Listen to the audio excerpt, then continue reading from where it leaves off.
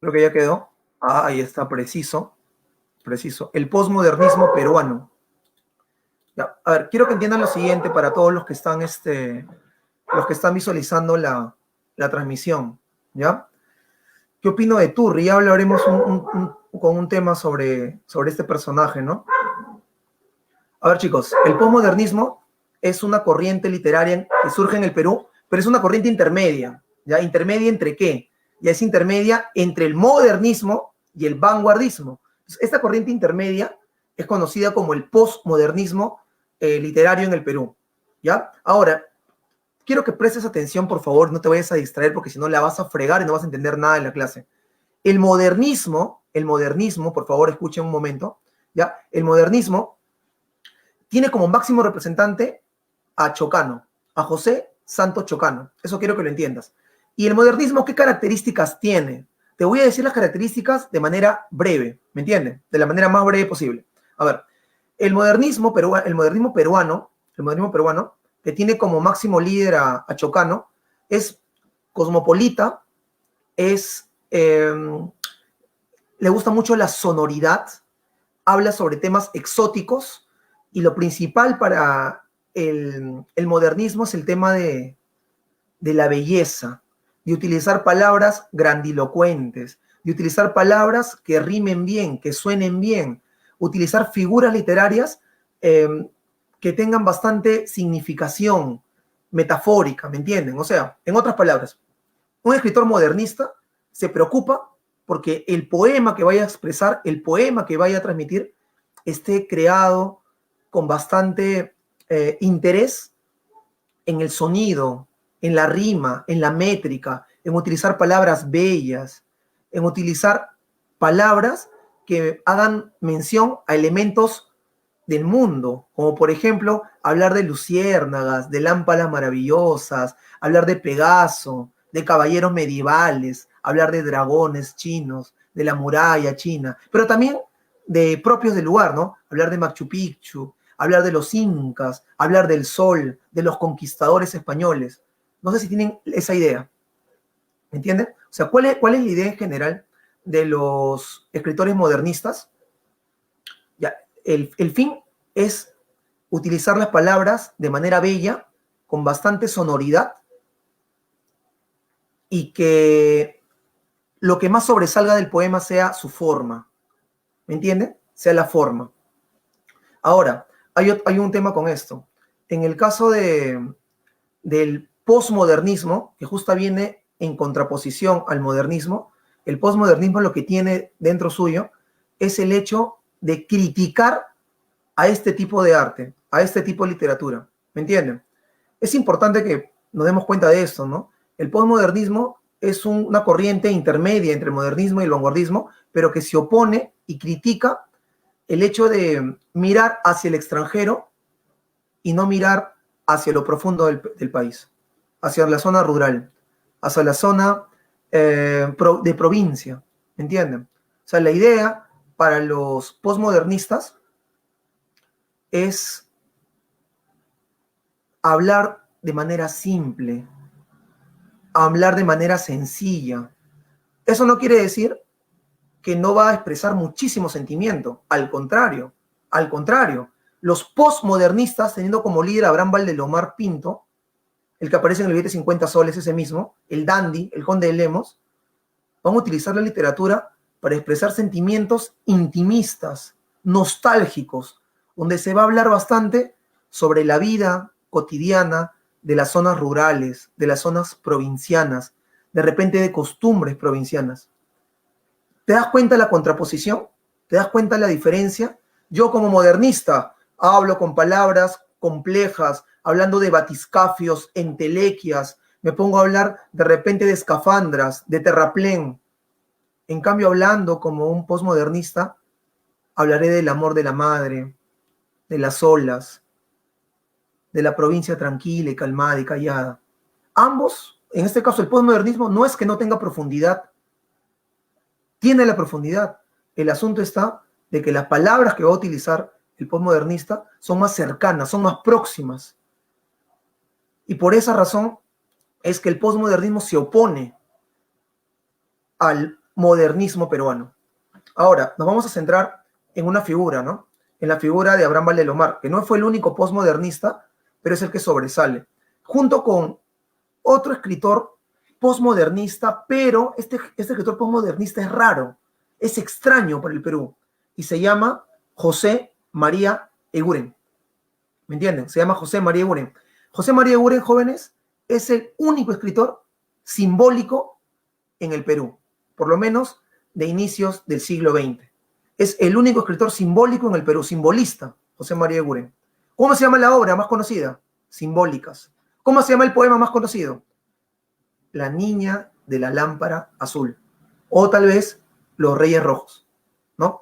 Entonces, ¿qué de especial tiene José María Eguren? José María Eguren ha sido un fotógrafo, ha sido inventor. Él desarmaba máquinas fotográficas y luego creaba otras más pequeñas. Esas cámaras que tú ves ahora, que están de moda, que son pequeñas y uno puede tomar fotos ya. Eso, el primero en hacer ese tipo de experimentación fue José María Eguren en el Perú. ¿Qué más?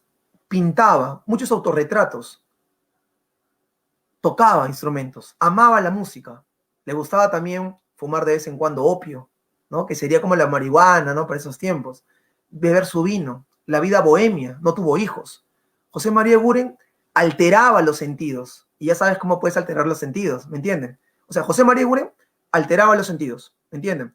Y con esa alteración escribía de manera simbólica, para que Elvis lo entienda, a ver, de manera simbólica. O sea, estoy hablando que José María Eguren es parte, en general, de lo que es el postmodernismo, pero él es algo extraño, o sea, es como un agregado, porque él fue el único poeta simbolista, ¿no? O enteramente simbolista, un poeta puro. O sea, si tú quieres saber cómo es un poeta puro, José María Eguren no solamente escribe como poeta, sino vive como poeta.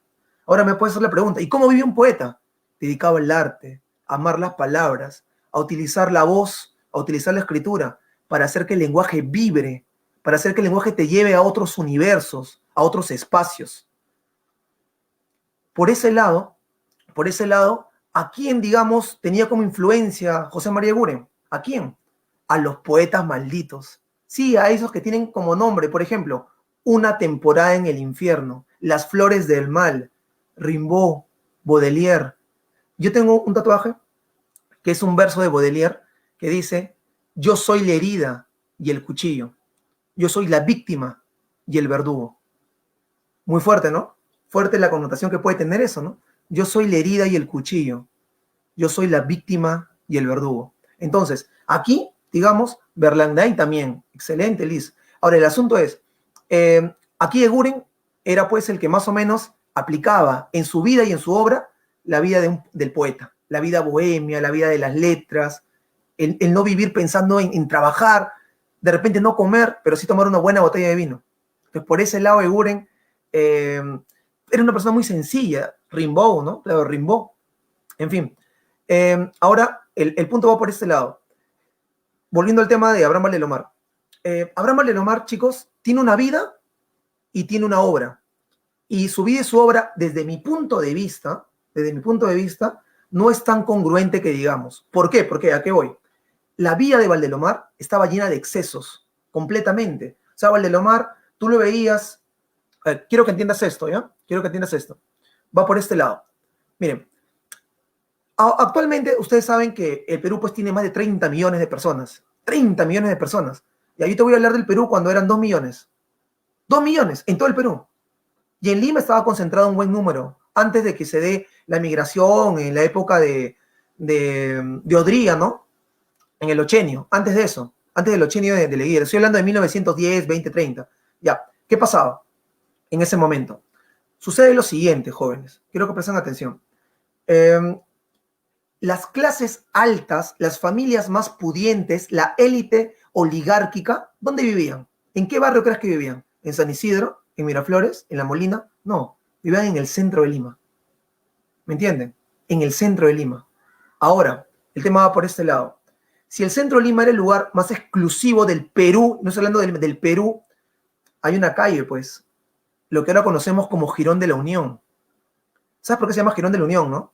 Porque si tú caminas por todo Jirón de la Unión, vas a ver que las calles que cruzan las calles que intersecta son Ayacucho, Junín, Puno, Huancavelica, o sea, une todo el Perú, ¿ya? Pero bueno, ese es otro tema.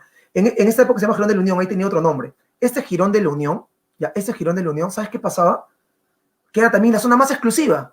Y al medio del Jirón de la Unión, donde ahora está Oesle, estaba un centro, un lugar que era una especie de café, bar, donde iban los intelectuales, donde iba la gente, digamos, de la élite alta, pero que también tendía al tema de la intelectualidad, ¿entienden? Escritores, políticos, filósofos, iban a ese lugar.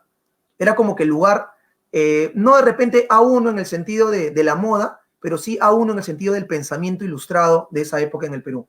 El Palais Concert. El Palais Concert. Ahora, Abraham Valdemar, ¿sabes cómo se vestía el loco? O sea, que Abraham Valdemar era un dandy, ¿eh? O sea, si tú hablas de metrosexual ahorita, ya pues, Valdemar Valdemar era 5 veces más metrosexual que cualquiera de las personas que puedas conocer. Utilizaba, pues, era como él era medio sambo, polvo en la cara, se hacía manicure, anillos en todos los dedos, andaba con un bastón, andaba con zapatos en punta, andaba con un sombrero, y con una pluma, con una cafarena, con collares. O sea, que el tío era un locazo para andar, con un terno de repente muy colorido, ¿no? Que contrastaba con la vida rutinaria y cotidiana de la gente en Lima. Ahora, Valdemar caminaba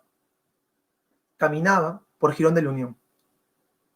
Y llegaba el momento, pues, de que él caminaba y la gente lo quedaba mirando, todo refinado, ¿no? Un dandy. El dandy. Caminaba y entraba al Palais Concert. Cuando entraba al Palais Concert, la gente se callaba y escuchaba. Y Abraham Valdemar decía: el Perú es Lima. Lima es el Jirón de la Unión. El Jirón de la Unión es el Palais Concert. Y el Palais Concert soy yo. Y la gente, bravo, bravo, pásale 2 chelas, causa. Un loquerío. Y pues esta personalidad pues tenía Abraham Valdemar, ¿no? Siempre bastante polémico, le gustaba llamar la atención, exagerado para muchas cosas. Incluso hay un dato, lo pueden googlear, que Abraham Valdemar se va al cementerio presbítero maestro, se lleva una bailarina rusa, una actriz y bailarina rusa, junto con José Carlos Mariátegui, chibolo, ¿no? Y otros más, entran al cementerio y comienzan pues a dar odas con un patita, que habían contratado un patita que tocaba violín, estaba tocando Chopin, ¿no? Música clásica, y la gente alteraba los sentidos y todo el rollo, y cae la policía, pues. Cae la cana. Detenidos todos. Ahora el tema está de que no les metieron a la cárcel ni nada, pues, porque no había ningún tipo de ley contra eso, pero de todas maneras, imagínate un cementerio, no deja dormir a la gente tranquila, no deja ahí estar a la gente tranquila, pues, ¿no? Ese tipo de situaciones, ¿ah? Solo vivió 31 años, ¿me entienden? Solo 31 años, nada más Abraham Valdemar. Ahora, su producción literaria, para mí por lo menos, no tiene, pues, comparación. ¿En qué sentido? Que Valdemar es muy sentimental, es nostálgico. Valdemar vive añorando su infancia, añorando la aldea donde él vivió, o digamos el pueblito de San Andrés en Pisco, en Paracas, en Ica, en La Caleta, al lado del mar. Eso extrañaba Valdemar. La tranquilidad de la zona rural, de la provincia, hablar de la pelea de gallos, hablar de la comida, hablar de las uvas, hablar de repente hasta el sonido que hacía la campana, ¿me entienden? Va por ese lado. Falleció a los 31 años por un accidente. No está comprobado, Raquel, no está comprobado, pero lo que se puede decir sobre Valdemar es que él fue diputado. O sea, imagínate, ¿no? A ese nivel, ese tipo de diputados teníamos. Ahora, ¿quién quiere ser diputado? Mario Jaar, ¿no? Daya Jaira, probablemente, se quieren lanzar. Ya en esa época estaba Abraham Valdemar como diputado. Y pues se fue a Ayacucho. Se fue a Ayacucho. Y llegar a Ayacucho no es como ahora, ¿no? Que te vas un bus y llegas, ¿no? Es más complicado. Tenías que ir de un punto a otro punto y otro punto a otro punto. A Valdemar se lo encontró, algunos dicen en un silo, que había estado tomando en su borrachera y se cayó, se rompió la columna. Lo cierto es que se lo encontró cerca de una escalera en un pueblo en Ayacucho. con la columna rota, ¿no? Quebrada prácticamente. Lo llevaron, pues, lo llevaron de emergencia, todo, pero no pudieron hacer nada, estuvo agonizando unos días y falleció. Falleció. Ahí también este mito, ¿no? Que Abraham Valdemar se cayó a un silo, que ustedes saben cómo es un desagüe, pues, ¿no? Una fosa séptica, y que ahí murió, pero en realidad hay toda una investigación, bueno, o lo hubo, ¿no? No hay una cuestión clara todavía. Pero de que murió de un accidente, sí, murió de un accidente. O sea, él no murió de causa natural, que se enfermó y murió, ¿no? Por ese lado. Ahora, te voy a compartir, antes de seguir avanzando con Valdemar, porque una cosa es lo que yo te puedo hablar, ¿no? Tú me puedes decir, prof, usted está que me florea de Valdemar, que es postmodernista, que es nostálgico, que vive añorando su infancia. Ya, pero y hay que comprobarlo, pues. ¿Sabes cómo lo puedes comprobar? ¿Sabes cómo lo puedes comprobar? Leyendo su obra, pues, amigo. ¿Qué estás escuchando que viene alguien a florearte de un personaje? Lee la obra, ahí está comprobado lo que uno va a decir. Y de eso es lo que vamos a hablar ahora, de Abraham Valdemar. Estamos hablando de Abraham Valdemar como máximo representante puede ser que haya sido hasta una venganza, incluso. Él estaba metido en temas políticos también, bastante fuertes. Entonces vamos a pasar a mostrarles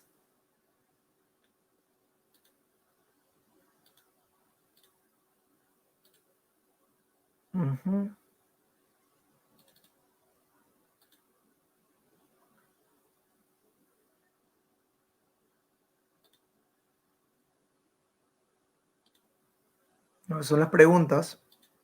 Un momento.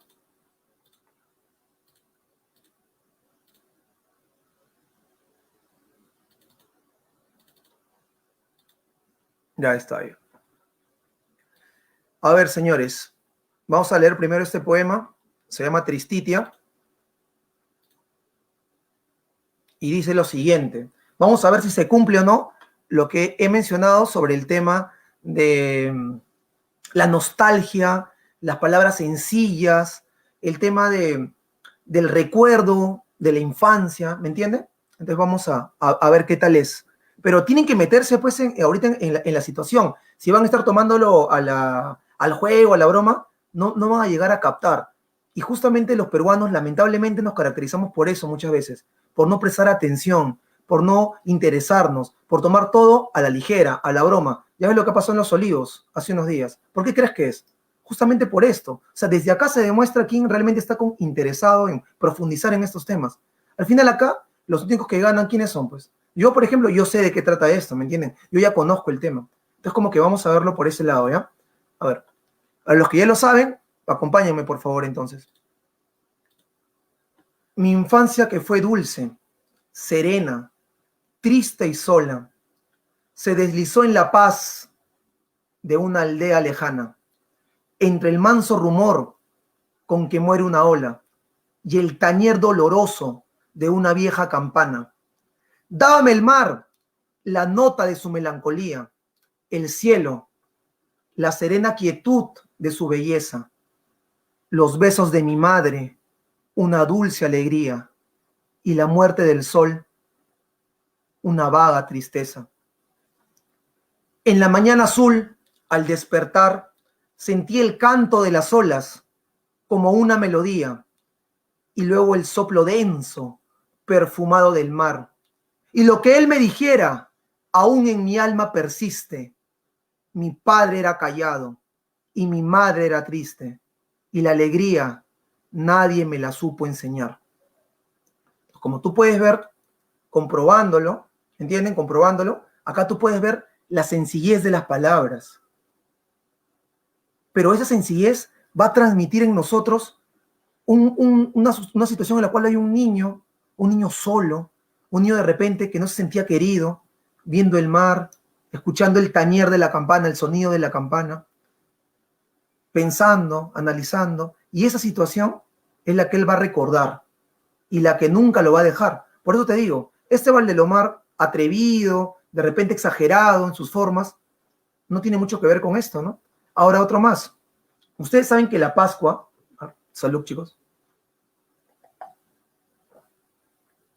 ustedes saben que la Pascua es una celebración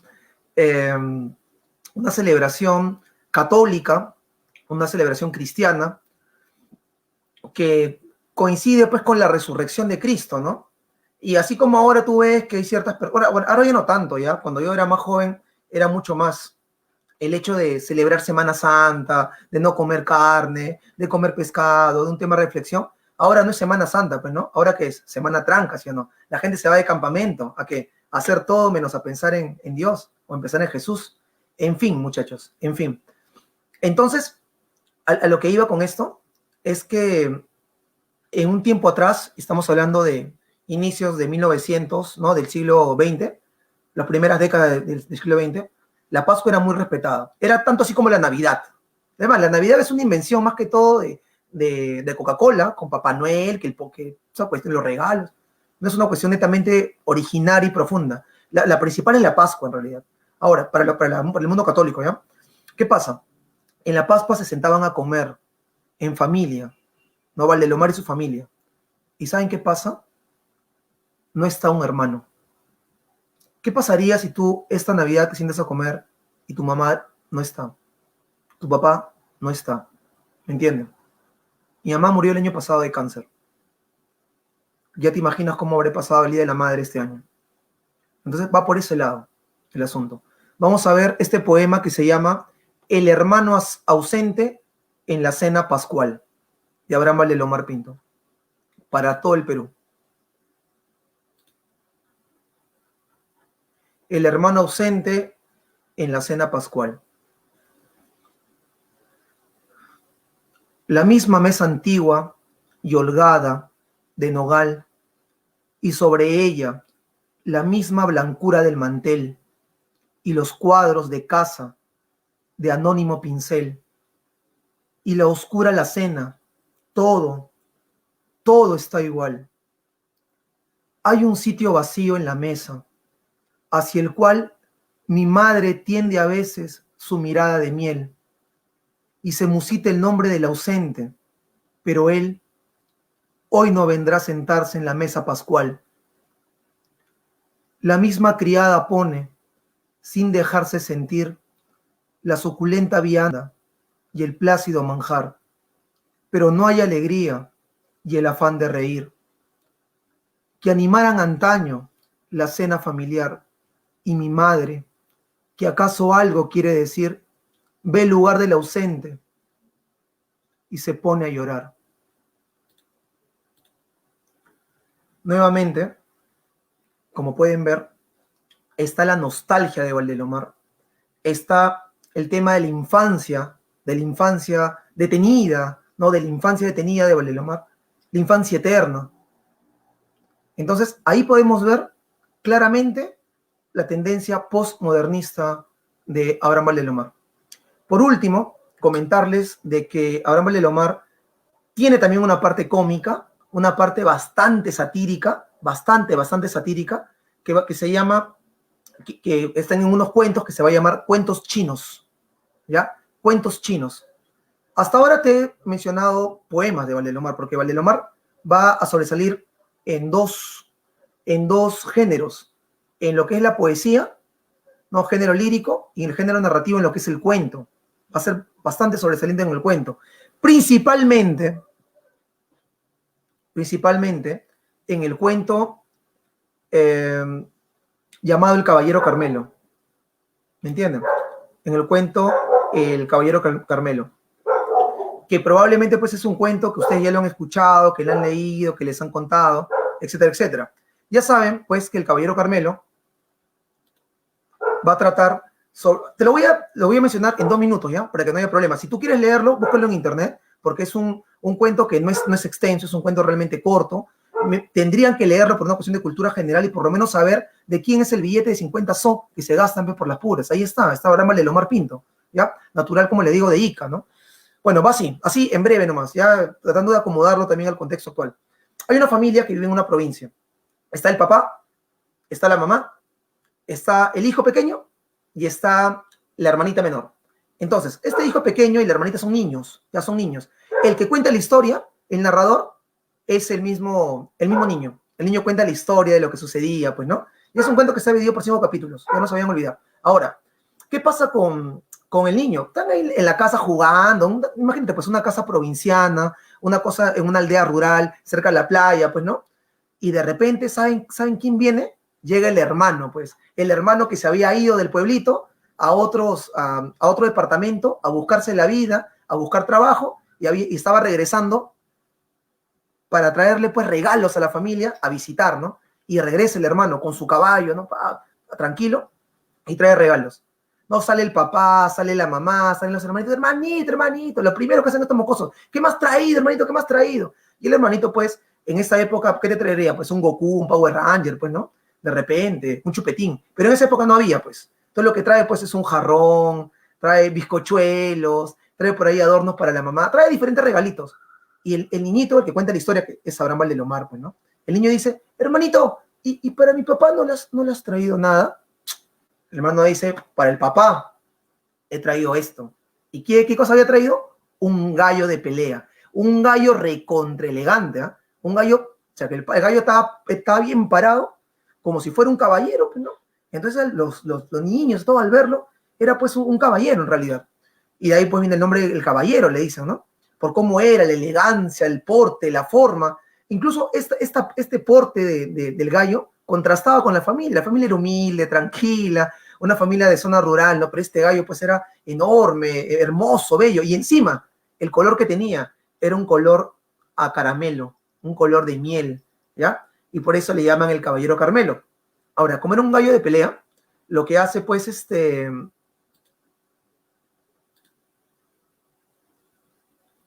lo que hace es entrenar. El papá lo entrena al gallo, ¿no? Lo entrena, lo hace que se prepare para entrar al ruedo, pues, ¿no? A entrar, pues, a la pelea de gallos.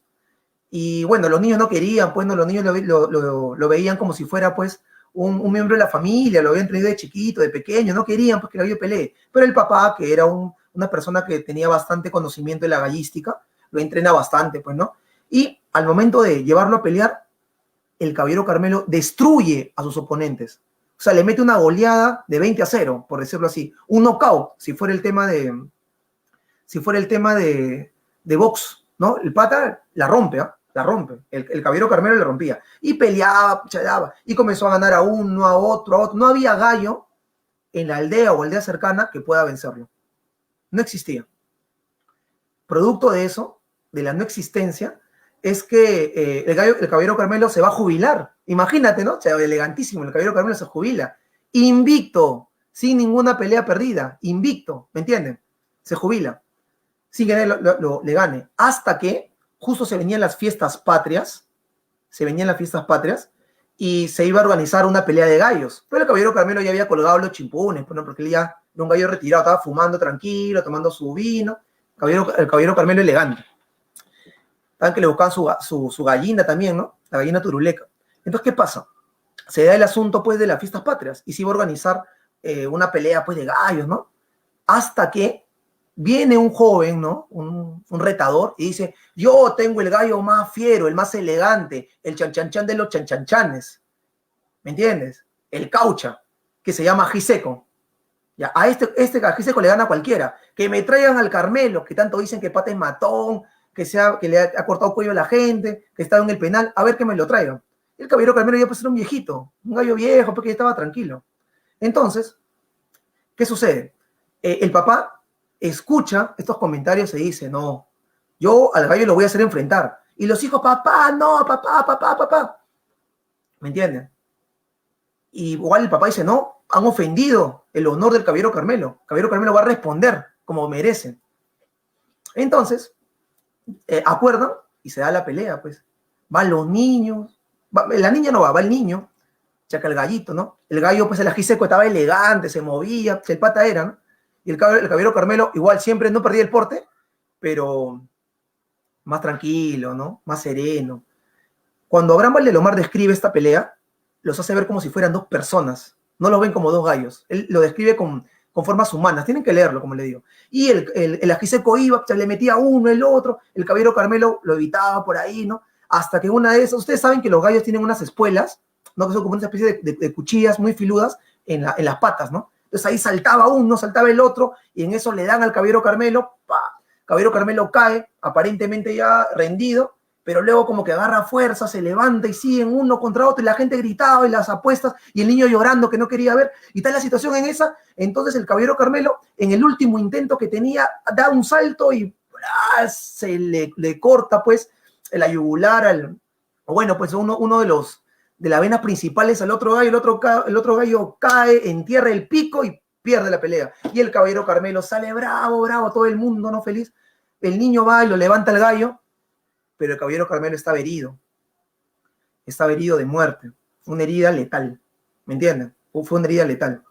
¿Qué pasó entonces? Lo cargaron, pues el niño lo cargó al gallito, lo llevaron a la casa, ya con la victoria ganada igual, ¿eh? O sea, el caballero Carmelo demostró, pues, ¿no? De qué estaba hecho. Y trataron de darle agüita, ya no comía, ya no podía. Hasta que en una de esas, el caballero Carmelo, en la mañana, al salir el sol, se levanta, infla su pecho, su pechuga, da su último kikiriki y muere. Y así termina la historia del caballero Carmelo. ¿Me entienden? Ahora puedes ver tú nuevamente, con lo que te acabo de contar, el postmodernismo en las letras de Abraham Valdelomar Pinto. ¿Ya? Abraham Valdelomar Pinto. Vamos a pasar a desarrollar las preguntas de este tema y ojalá que nos quede tiempo pues para hacer este Vallejito. Es uno de mis poetas favoritos en realidad, junto con Juan Gonzalo Rosé, o Juan Gonzalo Rosé, ¿ya? A ver, chicos, si prestan atención.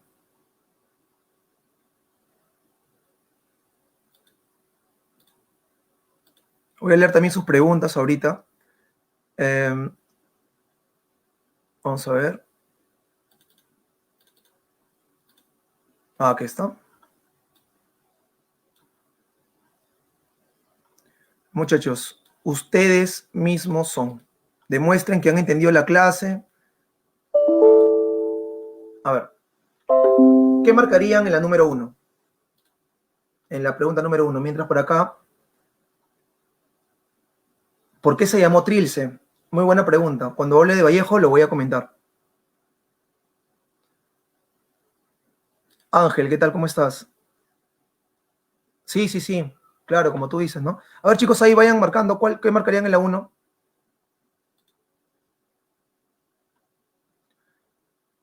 Trilce es una palabra que no existe. ¿Cuál es tu...? Ya, es una palabra que no existe, es un neologismo. Vallejo lo inventó. Y ya voy a explicar de dónde viene, porque algunos pues dicen, viene de triste y dulce. ¿Cuál triste y dulce? Estas no pueden ser más simples con la respuesta. Bien, obviamente la número 1 es la B, ¿no? Ya la mayoría lo ha definido. Es la B. Perfecto. Pasamos a la 2. ¿Cómo se puede definir al posmodernismo? La palabra clave acá es posmodernismo. ¿Con qué alternativa? Sí, yo nací un día que Dios estuvo enfermo. O Vallejo. La 2. Exacto, un breve periodo que antecede al vanguardismo. Muy bien, jóvenes. Vamos a la 3. ¿Verdadero o falso? A ver aquí. Vamos a hablar sobre el movimiento Colónida. Recuerda que el movimiento Colónida es el movimiento que Abraham Valdelomar fundó y tuvo como revista, como vocero, a la revista Colónida.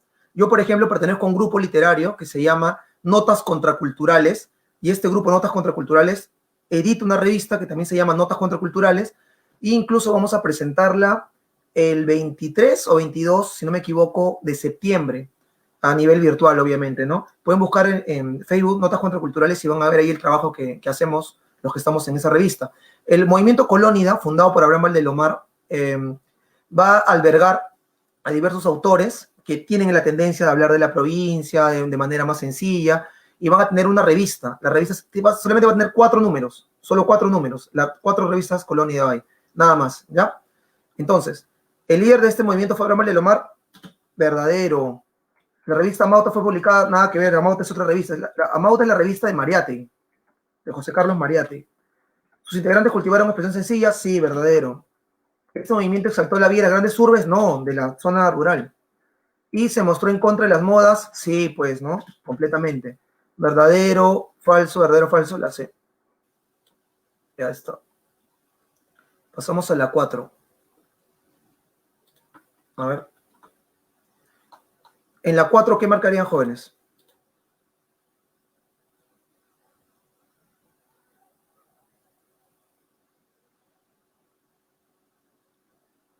¿Alguna idea en la 4?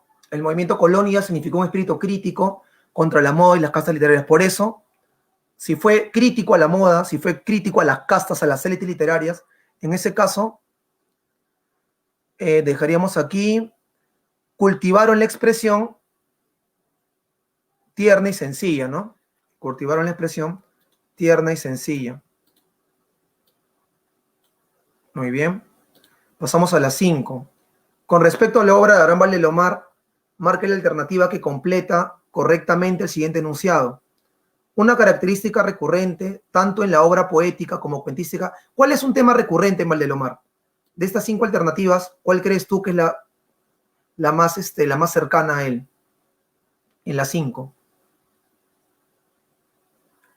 Claro, como dicen ustedes, el alejamiento del mundo, no. La alteración del ambiente aldeano, no. El desencanto de la vida familiar, no, al contrario.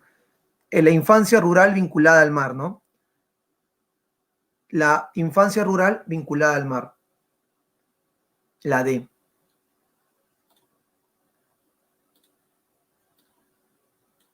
Listo. 6. ¿Qué características de la obra de Abraham Valdemar podemos deducir del siguiente fragmento? Acá te han puesto un fragmento de lo que es Tristitia, que ya le hemos leído, ¿no? Que dice, por ejemplo, mi padre era callado y mi madre era triste, y la alegría nadie me la supo enseñar. ¿Qué características? Este es tipo de eco, ¿no? Así te viene en San Marcos, te ponen un extracto de algún poema, algún escrito, y luego te dicen, ¿qué característica encuentras? A ver, ¿qué característica sería aquí? ¿Cuál marcarías? En la 6. Tono nostálgico, tierno e íntimo, ¿no? La B. Vivencia europea, ¿no? Él vive en Europa, pero hoy no habla de eso. ¿Ya? Por favor, no se me confundan. Entonces acá es la B. 7. Respecto a las obras y géneros cultivados por Valdemar, relaciona ambas columnas. A ver, ¿cómo lo relacionamos esto? ¿Qué dicen ustedes? Vamos a ver si la ligan, ¿ya? A ver, cuento. ¿Cuál cuento es acá? La C. 1C. Poesía, Tristitia. Novela, La ciudad de los tísicos. Y ensayo, Psicología del gallinazo. Sería 1C, 2, 1C, 2D, la A. Pasamos a la 8. La 8.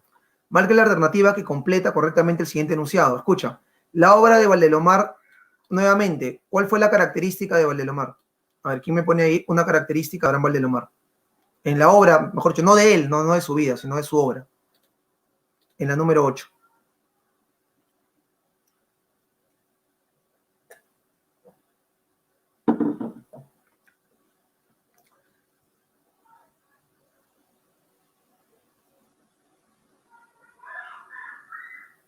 La E, ¿no?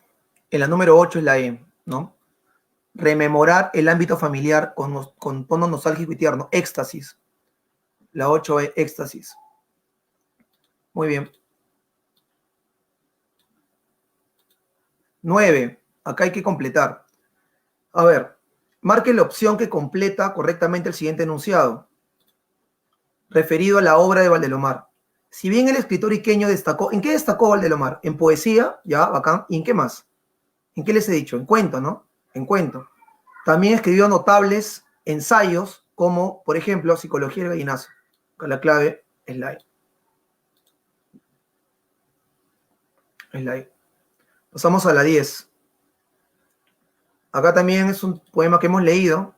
Un poema que hemos leído. Selección, tipo de eco, lo mismo, ¿no? Tipo San Marcos. El hermano ausente en la cena de Pascua, en la cena pascual. ¿Qué características tiene esto, no? Por ejemplo, que dice, y mi madre, que acaso algo quiere decir, ve el lugar del ausente y se pone a llorar. ¿Cuál sería, pues, entonces aquí? ¿Qué característica encuentras en la número 10 de Valdemar?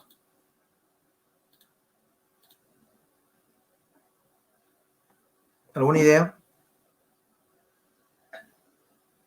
Exacto, la intimidad de la vida familiar. Perfecto, jóvenes. Perfecto, perfecto. Mira, eso es para mí de verdad lo más gratificante, que ustedes puedan responder. O sea, ustedes saben que acá lo único que yo puedo ganar es irme a dormir un día tranquilo, sabiendo que algo he podido aportar. De verdad, con eso yo suficiente. Es lo mejor que puede pasarme para mí, para los que somos profesores de vocación y de carrera, ¿no? Bueno, 11. ¿Qué cuento no pertenece a la obra de Abraham Valdelomar? ¿Tienen alguna idea? De los 5 cuentos que hay aquí, ¿habrá uno que no sea de Valdelomar?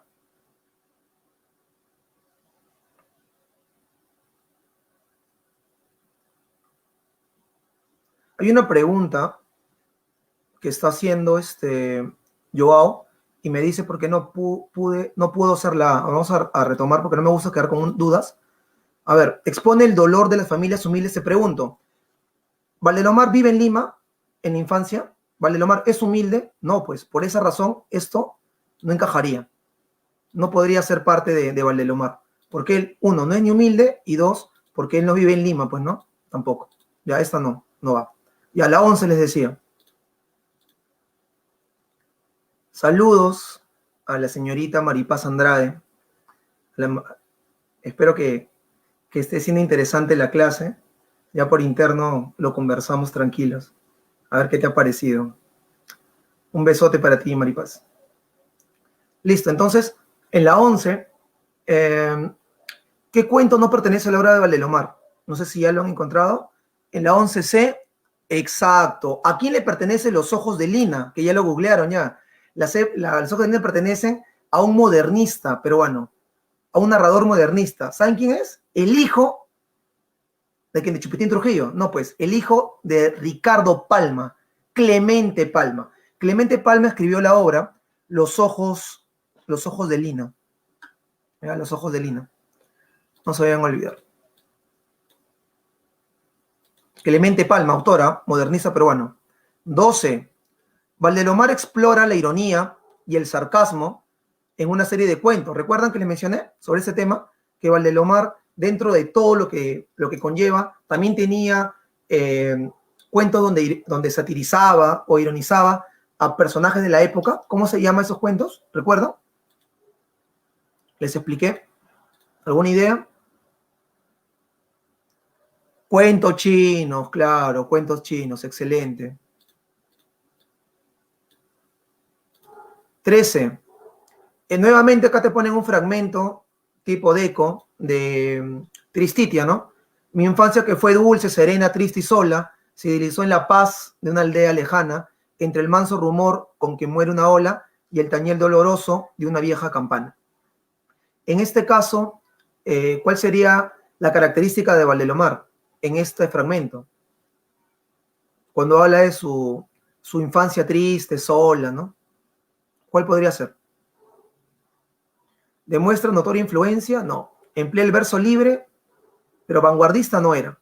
¿Pone en relieve la vida provinciana mediante lenguaje sencillo? Claro. Dice una aldea lejana. Lenguaje sencillo.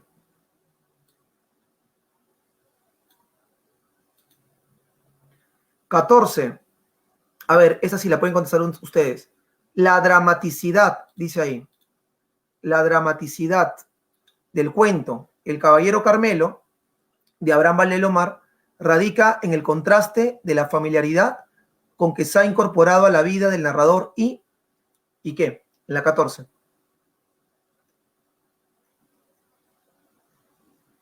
¿Qué marcarían en ese caso? En la 14.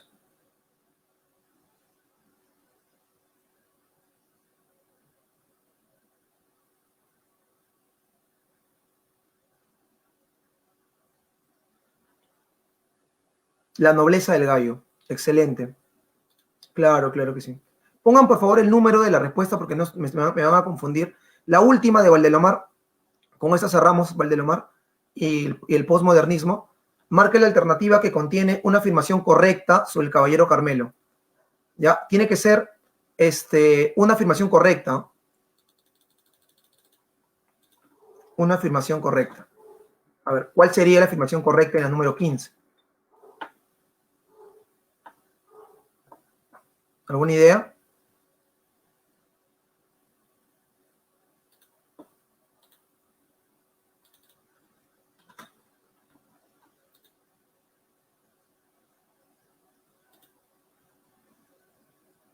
Exacto, muy bien, muy bien.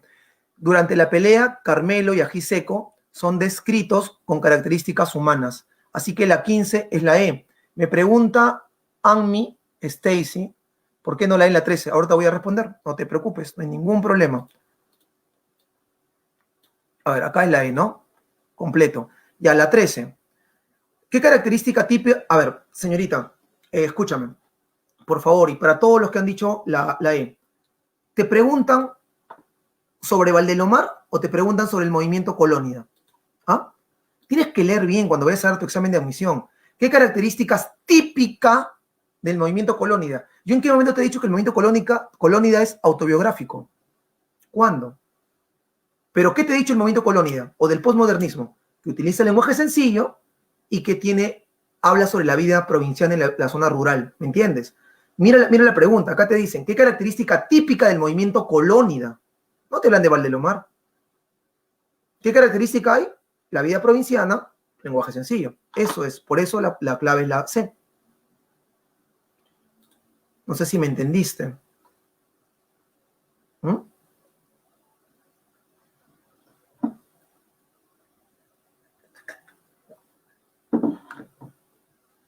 Exacto, dice movimiento color. No, no me molesto, pues. Hay que tomarlo todo. Es que a mí, ¿saben qué me incomoda? Que tenga que haber un examen de admisión tan complicado, tan difícil, y no se les dé la oportunidad a los hijos del pueblo para que estudien de frente.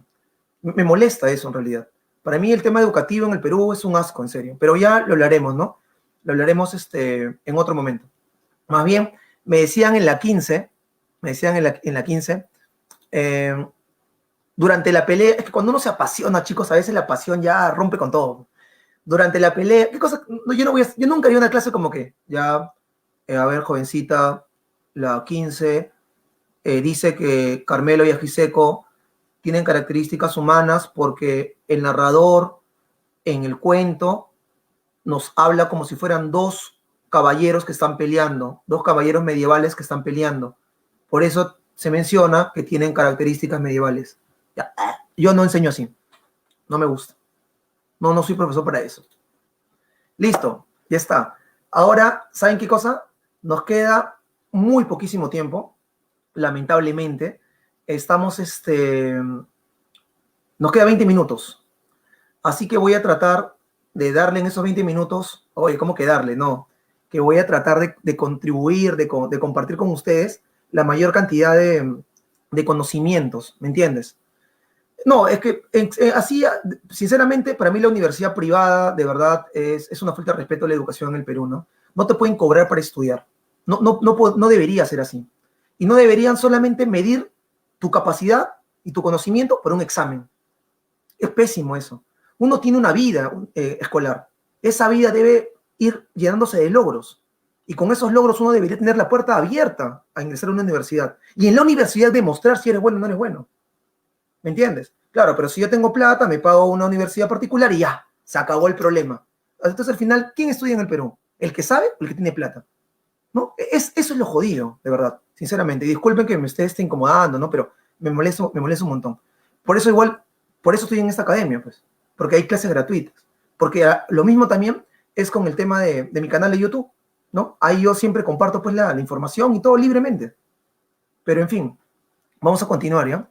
Con el tema de Vallejo, ¿saben qué? Voy a leer un par de poemas de Vallejo, explico más o menos el contexto de Vallejo, lo más rápido que se pueda, y listo, ¿ya? Y listo, y hacemos las preguntas que se puedan, y me despido, chicos, porque tienen con el profesor biología también, no se vayan a olvidar que es un tema importantísimo, ¿ya?